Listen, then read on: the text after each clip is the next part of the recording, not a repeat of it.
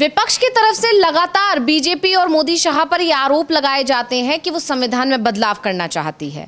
और जब लोकसभा चुनाव की तैयारियां चल रही थी उस दौरान तो इस मुद्दे को जोरों से उठाया गया, खासकर कांग्रेस ने इसे मुद्दा बनाया और ये कहा कि अगर बीजेपी 400 पार के साथ आ जाती है सत्ता में तो संविधान में बदलाव कर देगी। और विपक्ष जो आरोप लगा रहा था उन आरोपों को जोर तब मिल गया जब कई बीजेपी के नेताओं की तरफ से भी इस तरह के बयान आ गए कि अगर आप बीजेपी को 400 पार के साथ लेकर आते हैं सत्ता में तो संविधान में बदलाव करना आसान हो जाएगा बीजेपी के लिए। और इसका असर लोकसभा के चुनाव के नतीजों में देखने को मिला। बीजेपी को करारा झटका लगा और वो बहुमत का आंकड़ा भी अकेले के दम पर पार नहीं कर पाई। लेकिन ये दावे अभी भी हो रहे हैं कि बीजेपी संविधान में बदलाव करने का मौका ढूंढ रही है और जैसे ही वो मौका उसके हाथ लगेगा वो संविधान में बदलाव कर देगी। लेकिन इन सब को लेकर लगातार विपक्ष की तरफ से मोदी सरकार को घेरा जाता है, उस पर आरोप लगाए जाते हैं। और अब इस बहस के बीच में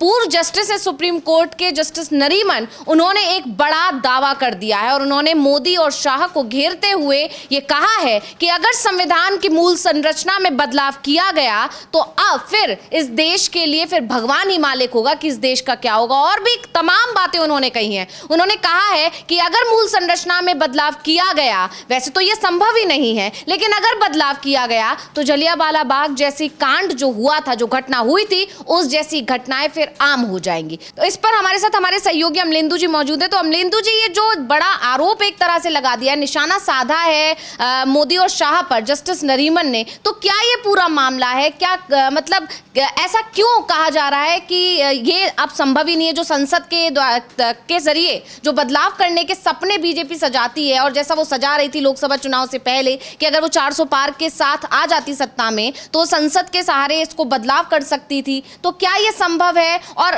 क्यों नहीं है? इसको लेकर जस्टिस नरीमन ने इस तरह के दावे क्यों किए? हाँ, एक तो अंशिता ये कि जस्टिस नरीमन की अभी एक किताब आ रही है, वो उसका विमोचन का अवसर था, वो जब बोल रहे थे, और किताब है उनकी basic structure doctrine protector of constitutional integrity, इसके विमोचन के अवसर पर बोल रहे थे। और ये पूरी किताब जो है वो उनकी इसी मसले पर है कि किस तरीके से संविधान को बदला नहीं जा सकता। असल में सीधे सीधे उन्होंने मोदी या शाह पर कोई हमला नहीं किया किसी भी तरीके से, ना बीजेपी का उन्होंने नाम लिया, ना सीधे सीधे कोई हमला किया। और किताब की जो बातें अभी तक आई हैं उसमें भी किसी को दल को उन्होंने निशाना नहीं बनाया है। लेकिन जिस तरीके की बातें देश में चलती रहती हैं कि संविधान में ये कमी है, संविधान में वो कमी है, संविधान ऐसा होना चाहिए, वैसा होना चाहिए, हिंदू राष्ट्र बनना चाहिए कि शरिया होनी चाहिए, इस तरीके की जो बातें हैं, तो उसको लेकर उनका स्पष्ट मत है कि संविधान का जो मूलभूत ढांचा है, जो उसका मूल आत्मा है, उस पर किसी भी तरीके से प्रहार नहीं किया जा सकता।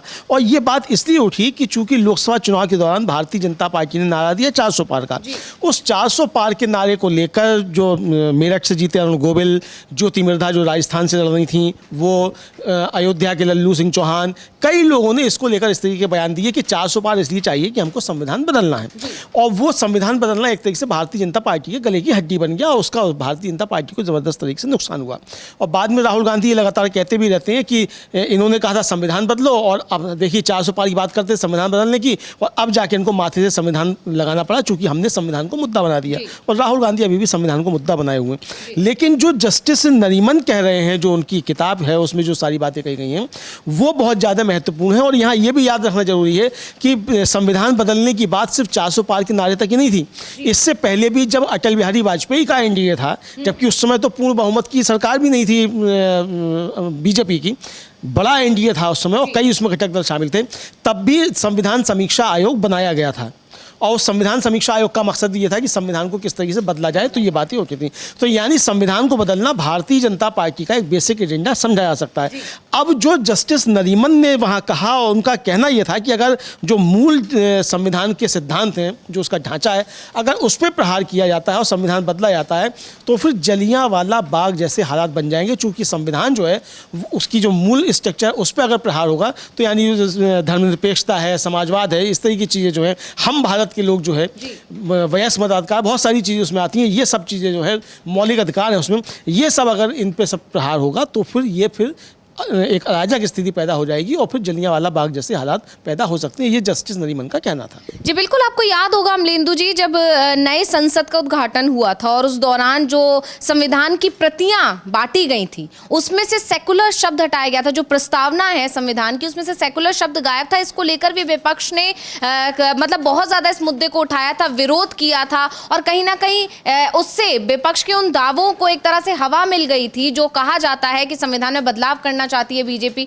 तो जो प्रतियां भेजी गई, जो छापी गई थी और उन्हें फिर दिया गया था, उससे ये साफ हो गया था कि कहीं ना कहीं बीजेपी को जब भी मौका मिलेगा वो सबसे पहले इसी पर हमला करेगी।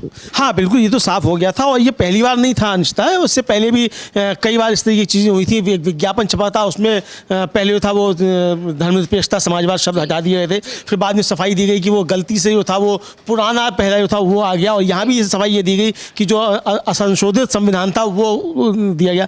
भाई जब संविधान में संशोधन हो गया तो आपके पास असंशोधित संविधान क्यों है?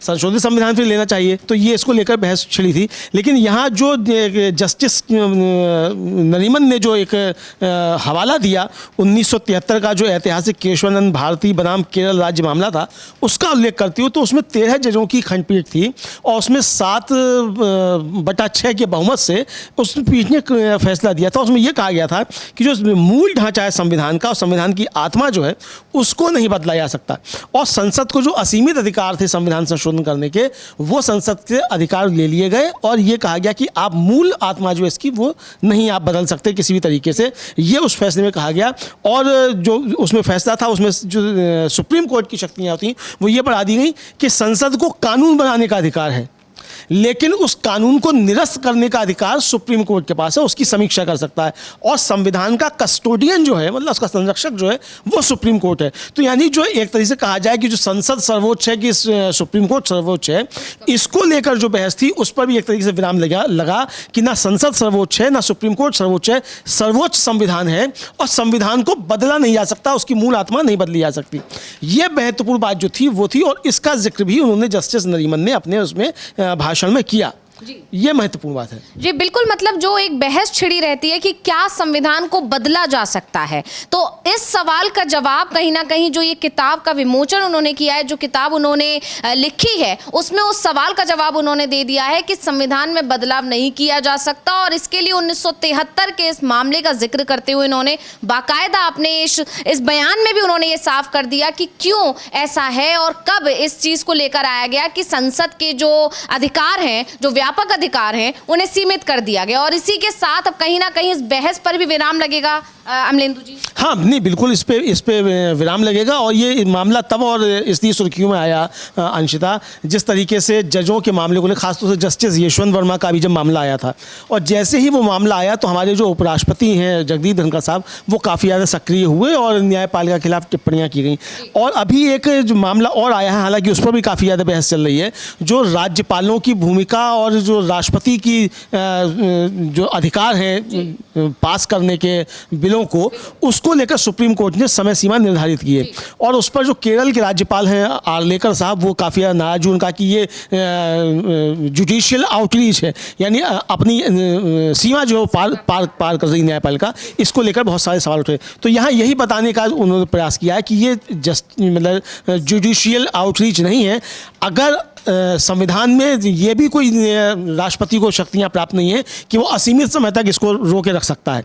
अगर ये नहीं है कि आप कितने समय में दीजिए, तो ये भी नहीं है कि आप असीमित समय तक रोक सकते हैं। और ये आदेश पारित किया सुप्रीम कोर्ट ने उसमें कि अगर राष्ट्रपति किसी संवैधानिक आधार पर भी इसको खारिज करती हैं किसी बिल को, तो उनको सुप्रीम कोर्ट से सलाह लेनी पड़ेगी, क्योंकि संविधान का कस्टोडियन सुप्रीम कोर्ट है।